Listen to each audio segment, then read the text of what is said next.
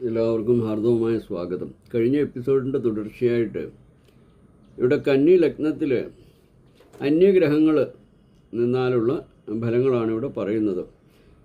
അപ്പോൾ കുജൻ അഥവാ ചൊവ്വ കന്നി ലഗ്നത്തിലാണെങ്കിൽ സാംക്രമിക രോഗങ്ങൾ ഉണ്ടാകാൻ സാധ്യത പറയുന്നു. ബുധനാണെങ്കിൽ മാനസിക ഭയവും അതുകൊണ്ട് മനസ്സുഖം കുറയാനുള്ള സാധ്യതയും പറയുന്നു. വ്യാഴം കന്നി ലഗ്നത്തിലായാൽ രോഗങ്ങൾ ഉണ്ടാക്കാനുള്ള സാധ്യത വളരെ കുറവായിരിക്കും.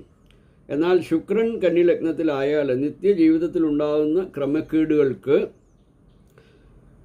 അത് മുഖേന രോഗമുണ്ടാകാനുള്ള സാധ്യത പറയുന്നുണ്ട്.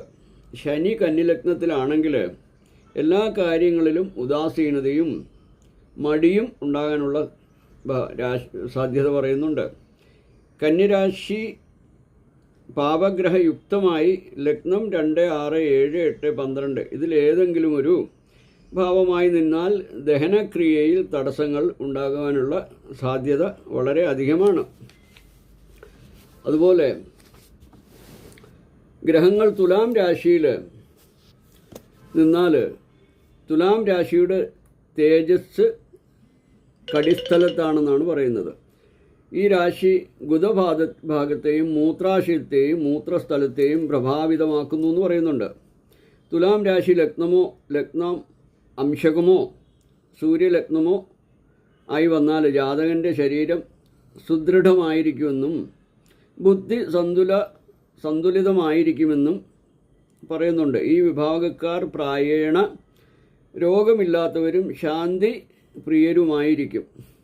സുഖത്തോടുള്ള ആകാംക്ഷ ഇക്കൂട്ടരുടെ ഒരു പ്രത്യേകതയായിട്ട് പറയുന്നുണ്ട്. ഇവർ ഇതിനുവേണ്ടി യത്നിക്കുകയും ചെയ്യും.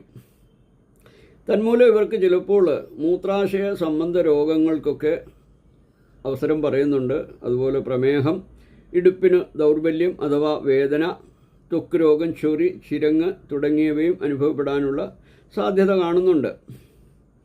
ഇവർക്ക് ജീവനശക്തി അധികമുള്ളതിനാൽ രോഗബാധ ഉണ്ടായാലും പെട്ടെന്ന് ഭേദമാകാനുള്ള ഒരു സാധ്യത കാണുന്നുണ്ട്. ശിരസിലെയും ഉദരത്തിലെയും പ്രവർത്തനങ്ങൾ നല്ല രീതിയിലായിരിക്കും ഇവർക്ക് നടക്കുക. ഇവർ ദഹിക്കുവാൻ എളുപ്പമേറിയ ഭക്ഷണ പദാർത്ഥങ്ങൾ കഴിക്കുന്നതാണ് ആരോഗ്യത്തിന് ഉത്തമം.